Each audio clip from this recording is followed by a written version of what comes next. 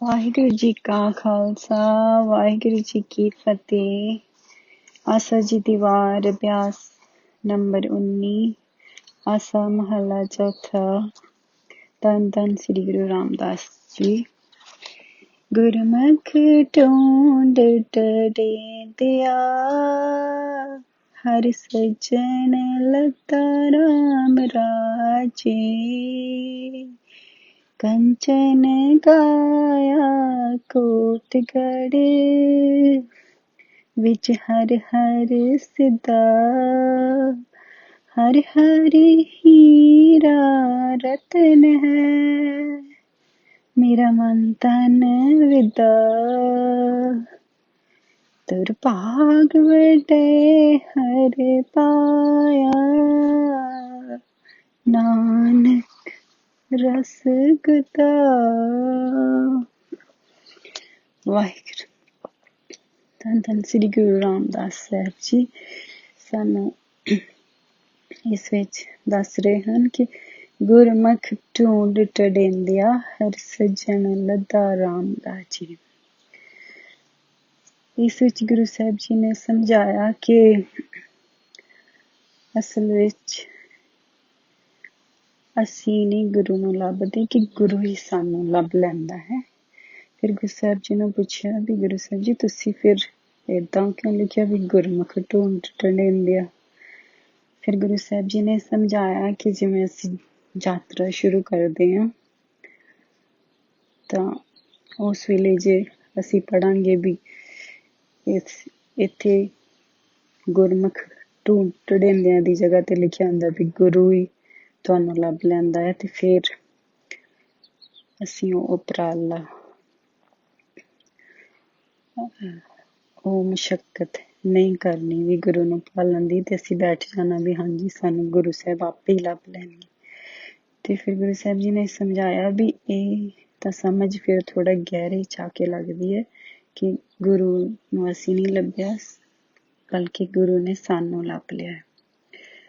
ਫਿਰ ਇਸ ਵਿੱਚ ਗੁਰੂ ਸਾਹਿਬ ਜੀ ਨੇ ਇੱਕ ਗੱਲ ਹੋਰ ਸਮਝਾਈ ਕਿ ਜਿਸ ਤਰ੍ਹਾਂ ਛੋਟਾ ਬੱਚਾ ਆਪਣੇ ਪਿਤਾ ਨਾਲ ਛੁਪਨ ਛੁਪਾਈ ਖੇਡਦਾ ਹੈ ਤੇ ਉਹ ਇਸ ਤਰ੍ਹਾਂ ਪ੍ਰਟੈਂਡ ਕਰਦਾ ਹੈ ਕਿ ਮੈਂ ਛੁਪ ਗਿਆ, ਪਿਤਾ ਛੁਪ ਗਿਆ ਤੇ ਬੇਟਾ ਉਹਨੂੰ ਲੱਭੇ।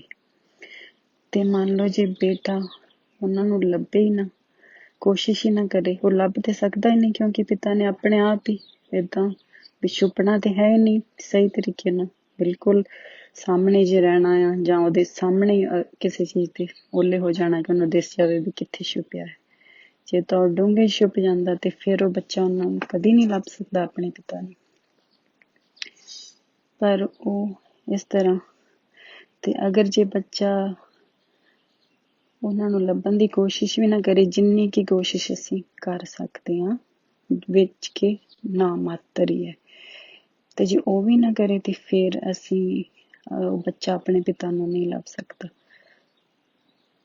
ਤੇ ਉਹ ਕੋਸ਼ਿਸ਼ ਸਾਨੂੰ ਕਰਨ ਲਈ ਗੁਰੂ ਸਾਹਿਬ ਜੀ ਕਹਿੰਦੇ ਹਨ ਕਿ ਉਹ ਕਦਮ ਸਾਨੂੰ ਇੱਕ ਚੁੱਕਣਾ ਪੈਂਦਾ ਹੈ। ਇਸ ਲਈ ਵੀ ਗੁਰੂ ਸਾਹਿਬ ਜੀ ਨੇ ਲਿਖਿਆ ਹੈ ਕਿ ਗੁਰਮੁਖ ਢੂੰਡ ਟਰੇਂਦਿਆ। ਗਹਿਰੇ ਦੇ ਵਿੱਚ ਗੁਰੂ ਸਾਹਿਬ ਜੀ ਹੀ ਸਾਨੂੰ ਲੱਭ ਲੈਂਦੇ ਹਨ। ਇਹ ਉਹਨਾਂ ਦੀ ਦਇਆ ਹੈ। ਜਿਸ ਤਰ੍ਹਾਂ ਕਿ ਇੱਕ ਛੋਟੇ ਬਾਲ ਤੇ ਉਸਦਾ ਪਿਤਾ ਉਸਨੂੰ ਖੇਡ ਵਿੱਚ ਪਾ ਕੇ ਉਸ ਤੇ ਦਇਆ ਕਰਦਾ ਹੈ, ਉਸਨੂੰ ਪ੍ਰੇਮ ਚ ਪਾਉਂਦਾ ਹੈ, ਪ੍ਰੇਮ ਦੀ ਖੇਡ ਚ ਪਾਉਂਦਾ ਹੈ ਤੇ ਬੱਚਾ ਏਦਾਂ ਸਮਝਦਾ ਹੈ ਕਿ ਮੈਂ ਆਪਣੇ ਪਿਤਾ ਨੂੰ ਲੱਭ ਲਿਆ, ਬਲਕਿ ਉਹ ਪਿਤਾ ਸਾਹਮਣੇ ਹੁੰਦਾ ਹੈ ਤੇ ਉਸਨੂੰ ਏਦਾਂ ਭੁਲੇਖਾ ਪੈ ਜਾਂਦਾ ਕਿ ਮੈਂ ਪਿਤਾ ਨੂੰ ਲੱਭਿਆ ਤੇ ਉਹ ਖੁਸ਼ ਹੋ ਜਾਂਦਾ ਕਿ ਮੈਂ ਆਪਣੇ ਪਿਤਾ ਨੂੰ ਲੱਭ ਲਿਆ। ਬਸ ਗੁਰੂ ਸਾਹਿਬ ਜੀ ਨੇ ਕਿਹਾ ਕਿ ਇਹੀ ਖੇਡ ਸਾਡੇ ਜੀਵਨ ਵਿੱਚ ਜਦੋਂ ਅਸੀਂ ਗੁਰੂ ਦੇ ਪ੍ਰੇਮ ਚ, ਗੁਰੂ ਦੀ ਖੋਜ ਵਿੱਚ ਉਤਰਦੇ ਹਾਂ ਤੇ ਇਹੀ ਖੇਡ ਵਾਪਰਦੀ ਹੈ। ਤੇ ਜਦੋਂ ਗੁਰੂ ਸਾਹਿਬ ਸਾਡੀ ਜ਼ਿੰਦਗੀ ਵਿੱਚ ਆਉਂਦੇ ਹਨ ਤਾਂ ਫਿਰ ਗੁਰੂ ਸਾਹਿਬ ਜੀ ਕਹਿੰਦੇ ਹਨ ਕਿ ਗੁਰਮੁਖ ਢੂੰਡ ਟਰੇਂਦਿਆ ਹਰਿ ਸੱਜਣ ਲਤਾ ਰਾਮ ਰਾਜੇ। ਫਿਰ ਜਦੋਂ ਇਸ ਗੁਰੂ ਦੀ ਭਾਲ ਵਿੱਚ ਮੰਨ ਲਓ ਕਿ ਗੁਰੂ ਨੇ ਸਾਨੂੰ ਲੱਭ ਲਿਆ ਤੇ ਫਿਰ ਗੁਰੂ ਨੇ ਕੀ ਕੀਤਾ, ਸਾਡਾ ਮੁੱਖ ਗੁਰੂ ਵੱਲ ਹੋ ਜਾਂਦਾ ਹੈ ਤੇ ਅਸੀਂ ਗੁਰੂ ਦੇ ਕਹੇ ਅਨੁਸਾਰ ਚੱਲਣਾ ਸ਼ੁਰੂ ਕਰ ਦਿੰਦੇ ਹਾਂ ਕਿ ਕੋਸ਼ਿਸ਼ ਮਾਤਰ ਕਰਦੇ ਹਾਂ। ਸਭ ਕਾਰਜ ਤਾਂ ਗੁਰੂ ਸਾਹਿਬ ਆਪ ਹੀ ਕਰਦੇ ਹਨ।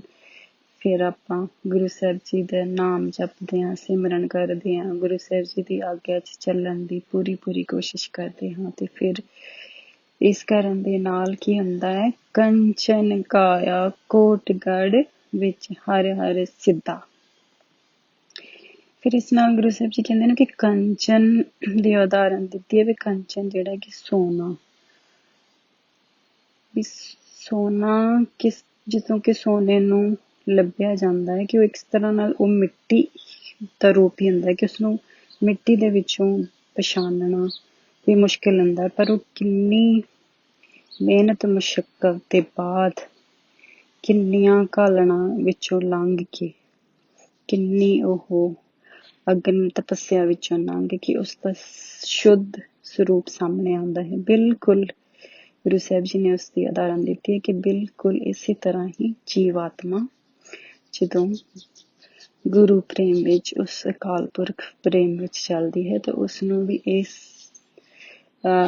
ਦੀ ਨਿਆਈ ਇਸ ਰਸਤਿਆਂ ਵਿੱਚੋਂ ਲੰਘਣਾ ਪੈਂਦਾ ਹੈ ਕਿ ਉਹ ਰਸਤੇ ਸਭ ਬਹੁਤ ਪਿਆਰੇ ਹਨ ਜੋ ਕਿ ਤੁਹਾਨੂੰ ਤੁਹਾਡੇ ਪਿਆਰੇ ਨਾਲ ਮਿਲਾਉਂਦੇ ਹਨ।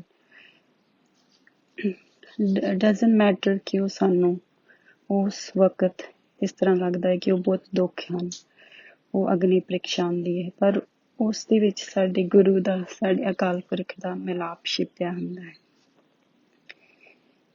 ਕੰਚਨ ਕਾਇਆ ਕੋਟਗੜ੍ਹ ਵਿੱਚ ਹਰ ਹਰ ਸਿੱਧਾ। ਸੋ ਜਦੋਂ ਗੁਰੂ ਸਾਹਿਬ ਜੀ ਨੇ ਜਿਵੇਂ ਦਿਖਾਇਆ ਕਿ ਜਿਸ ਤਰ੍ਹਾਂ ਸੋਨਾ ਸਾਰੀ ਪ੍ਰੀਖਿਆ ਵਿੱਚੋਂ ਲੰਘ ਕੇ ਤੇ ਉਹ ਇੱਕ ਬਿਲਕੁਲ ਪਿਓਰ ਸੋਨੇ ਦੇ ਰੂਪ ਵਿੱਚ ਪ੍ਰਗਟ ਹੋ ਜਾਂਦਾ, ਜਿਸ ਸਾਰੀਆਂ ਤਰੁੱਟੀਆਂ ਖਤਮ ਹੋ ਜਾਂਦੀਆਂ ਨੇ, ਉਸ ਤਰ੍ਹਾਂ ਹੀ ਜੀਵ ਆਤਮਾ ਦੇ ਵਿੱਚੋਂ ਸਾਰੇ ਕਾਮ, ਕ੍ਰੋਧ, ਲੋਭ, ਹੰਕਾਰ, ਝੂਠ, ਨਿੰਦਿਆ, ਚੁਗਲੀ ਜੋ ਸਭ ਕੁਛ ਖਤਮ ਹੋ ਜਾਂਦਾ ਹੈ ਤੇ ਉਹਦੇ ਪਿੱਛੇ ਕੀ ਰਹਿ ਜਾਂਦਾ ਹੈ, ਉਹ ਗੁਰੂ ਸਾਹਿਬ ਜੀ, ਉਹ ਅਕਾਲ ਪੁਰਖ, ਉਹ ਪਵਿੱਤਰ ਆਤਮਾ ਜਾਂ ਉਸਦਾ ਆਪਣਾ ਸਰੂਪ ਹੀ ਰਹਿ ਜਾਂਦਾ ਹੈ। ਉਹ ਕਿਤੋਂ ਆਇਆ ਨਹੀਂ, ਉਹ ਹਮੇਸ਼ਾ ਹੁੰਦਾ ਹੀ ਹੈ, ਬਟ ਉਸਨੂੰ ਪ੍ਰਗਟ ਗੁਰੂ ਸਾਹਿਬ ਜੀ ਇਸ ਖੇਡ ਦੇ ਦੁਆਰਾ ਉਸ ਅਕਾਲ ਪੁਰਖ ਨੂੰ ਪ੍ਰਗਟ ਕਰ ਦਿੰਦੇ ਹਨ। ਹਰ ਹਰ ਹੀਰਾ ਰਤਨ ਹੈ, ਮੇਰਾ ਮਨ ਤਨ ਵਿਦਾ। ਫਿਰ ਗੁਰੂ ਸਾਹਿਬ ਜੀ ਕਹਿੰਦੇ ਹਨ ਕਿ ਜਿਹੜਾ ਹਰ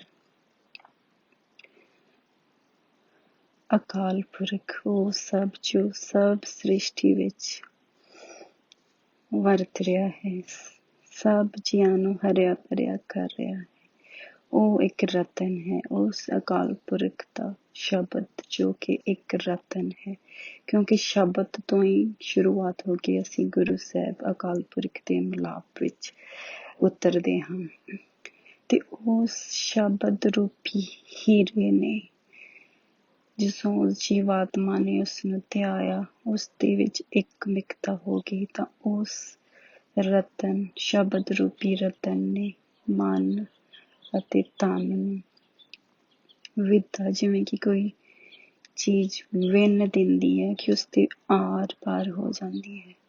ਤੇ ਉਸ ਦੇ ਵਿੱਚ ਗੁਰੂ ਸਾਹਿਬ ਜੀ ਨੇ ਸਮਝਾਇਆ ਕਿ ਸਾਡੇ ਤੇ ਉਹ ਨਿਸ਼ਾਨ ਪੈ ਜਾਂਦਾ ਹੈ ਕਿ ਅਸੀਂ ਉਸ ਗੁਰੂ ਸਾਹਿਬ ਜੀ ਦੀ, ਉਸ ਅਕਾਲ ਪੁਰਖ ਜੀ ਦੀ ਅੰਸ਼ ਹਾਂ ਤੇ ਫਿਰ ਸਾਡਾ ਹੋਰ ਕਿਸੇ ਪਾਸੇ ਭਟਕਣਾ ਨਹੀਂ ਹੁੰਦਾ। ਤੇ ਇੱਕ ਦੂਸਰੀ ਗੱਲ ਗੁਰੂ ਸਾਹਿਬ ਜੀ ਨੇ ਇਹ ਵੀ ਸਮਝਾਈ ਕਿ ਜਦੋਂ ਵਿੱਧਾ ਜਾਂਦਾ ਹੈ, ਵਿੰਨੀ ਜਾਂਦੀ ਕੋਈ ਚੀਜ਼, ਫਿਰ ਅਸੀਂ ਉਸ ਦੇ ਗੁਲਾਮ ਹੋ ਜਾਂਦੇ ਹਾਂ। ਤੇ ਜੇ ਗੁਰੂ ਸਾਹਿਬ ਜੀ ਦੇ ਅਕਾਲ ਪੁਰਖ ਜੀ ਦੇ ਗੁਲਾਮ ਹੋਣ ਨਾਲ ਤਾਂ ਕੋਈ ਪਿਆਰੀ ਖੇਡ ਮੈਨੂੰ ਲੱਗਦਾ ਨਹੀਂ ਹੋ ਸਕਦੀ। ਤਾਂ ਬਹੁਤ ਹੀ ਪਿਆਰੀ ਖੇਡ ਹੈ ਕਿ ਗੁਰੂ ਸਾਹਿਬ ਜੀ ਸਾਨੂੰ ਆਪਣੇ ਗੁਲਾਮ ਬਣਾ ਲੈਣ।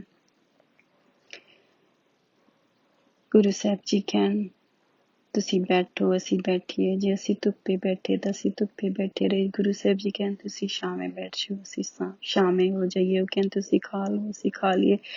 ਕਹਿਣ ਆ ਕਰੋ, ਇਹ ਕਰੋ, ਜੋ ਵੀ ਗੁਰੂ ਸਾਹਿਬ ਕਰਨ ਬਸ ਅਸੀਂ ਉਹ ਕਰੀਏ, ਸਾਡਾ ਕੋਈ ਵੀ ਉਹਦੇ ਵਿੱਚ ਪ੍ਰਸ਼ਨ ਨਾ ਹੋਵੇ।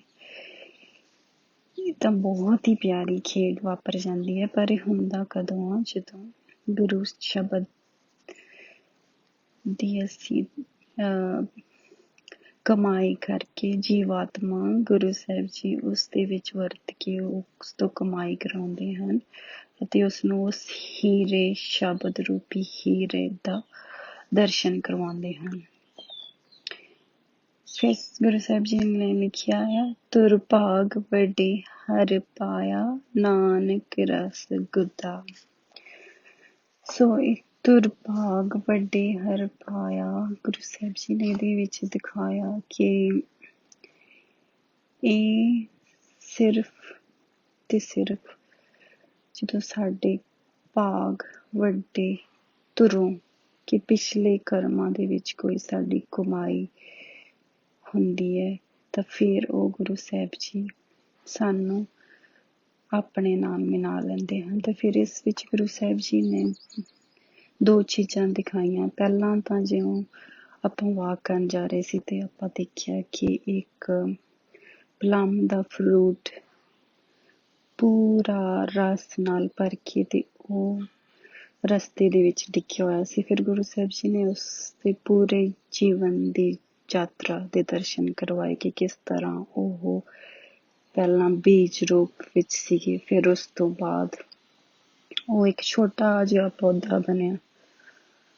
ਤੇ ਉਸ ਵਿੱਚ ਗੁਰੂ ਸਾਹਿਬ ਜੀ ਨੇ ਦਿਖਾਇਆ ਕਿ ਕਿੰਨੇ ਹੀ ਲੱਖਾਂ ਕਰੋੜਾਂ ਇੱਕ ਦਰਖਤ ਤੋਂ ਬੀਜ ਹੋਣੇ ਆ, ਪਰ ਉਹ ਸਾਰੇ ਬੀਜਾਂ ਨੂੰ ਪੌਦਾ ਬਣਨ ਦਾ ਮੌਕਾ ਨਹੀਂ ਮਿਲਿਆ ਤੇ ਫਿਰ ਜੋ ਵੀ ਪੌਦੇ ਬਣੇ ਉਹ ਸਾਰਿਆਂ ਨੂੰ ਦਰਖਤ ਬਣਨ ਦਾ ਮੌਕਾ ਨਹੀਂ ਮਿਲਿਆ। ਜੋ ਦਰਖਤ ਬਣੇ ਉਹਨਾਂ ਵਿੱਚੋਂ ਸਾਰਿਆਂ 'ਚ ਫਲ ਨਹੀਂ ਆਏ, ਕਈਆਂ ਨੂੰ ਫੁੱਲ ਆ ਕੇ ਉਹ ਕਿੰਨੇ ਫੁੱਲ ਝੜ ਜਾਂਦੇ ਆ, ਫਿਰ ਕਿੰਨੇ ਫਰੂਟ ਝੜ ਜਾਂਦੇ ਆ ਕਿ ਉਹ ਆਪਣੀ ਪੂਰੀ ਸਿਖਰ ਦੀ ਯਾਤਰਾ ਤੱਕ ਪਹੁੰਚਣ ਲਈ ਤਾਂ ਕੋਈ ਧੁਰ ਭਾਗ ਜਿਹੜੇ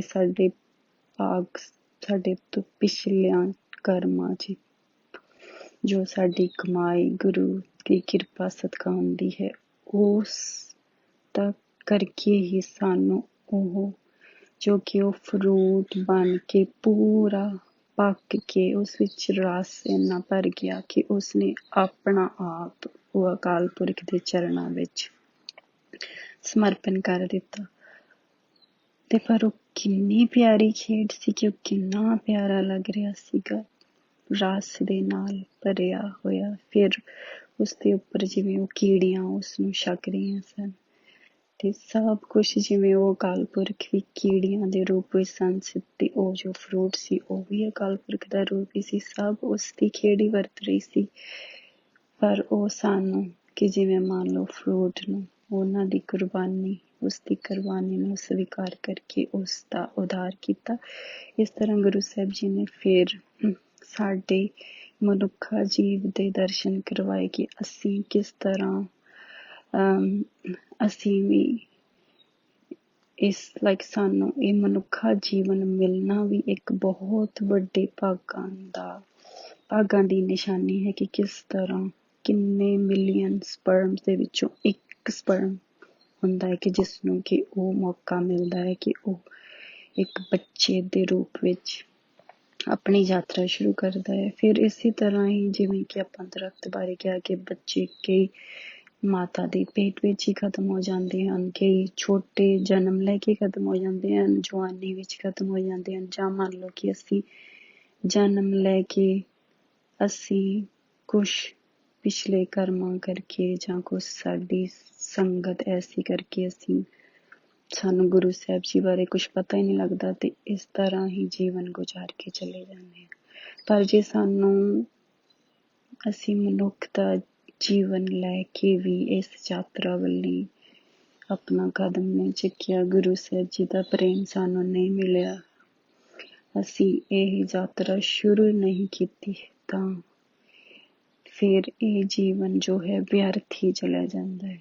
ਪਰ ਜੇ ਸਾਨੂੰ ਗੁਰੂ ਸਾਹਿਬ ਜੀ ਵੱਲੋਂ ਇੰਨੀ ਪਿਆਰੀ ਸੰਗਤ ਮਿਲੀ ਹੈ, ਗੁਰੂ ਸਾਹਿਬ ਜੀ ਦਾ ਸ਼ਬਦ ਮਿਲਿਆ ਹੈ ਤਾਂ ਸਾਨੂੰ ਗੁਰੂ ਸਾਹਿਬ ਜੀ ਨੇ ਉਸ ਹੀਰੇ ਦੇ ਦਰਸ਼ਨ ਕਰਵਾਏ ਹਨ। ਤਾਂ ਫਿਰ ਉਸ ਹੀਰੇ ਨੂੰ ਛੱਡ ਕੇ ਅਸੀਂ ਹੋਰ ਕਿਸੇ ਪਾਸੇ ਵੱਲ ਜੇ ਧਿਆਨ ਕਰਦੇ ਹਾਂ ਤਾਂ ਫਿਰ ਉਸ ਵਿੱਚ ਅਸੀਂ ਆਪਣਾ ਜੀਵਨ ਵਿਅਰਥ ਹੀ ਗਵਾ ਲੈਂਦੇ ਹਾਂ।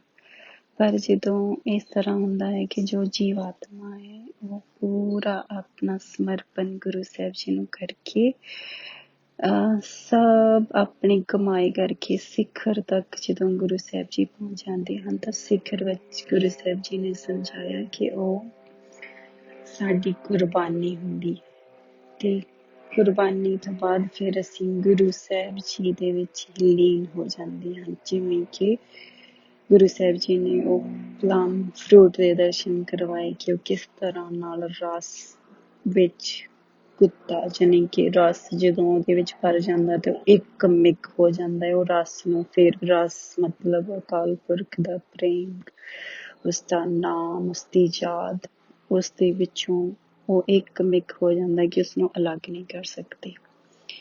ਸੋ ਗੁਰੂ ਪਿਆਰੀ ਸਾਧ ਸੰਗਤ ਜੀ ਉਹ ਵਿਚਾਰ ਕਰਦੇ ਹਨ ਅਨੇਕਾਂ ਹੀ ਪ੍ਰਕਾਰ ਦੀਆਂ ਗਲਤੀਆਂ ਹੋ ਗਈਆਂ ਹੋਣਗੀਆਂ, ਮੁਆਫ ਕਰਨਾ। ਗੁਰੂ ਸਾਹਿਬ ਜੀ ਦਾ ਕੋਟਾਨ ਕੋਟਾਨ ਰੋਮ ਰੋਮ ਸ਼ੁਕਰ ਹੈ ਜੀ।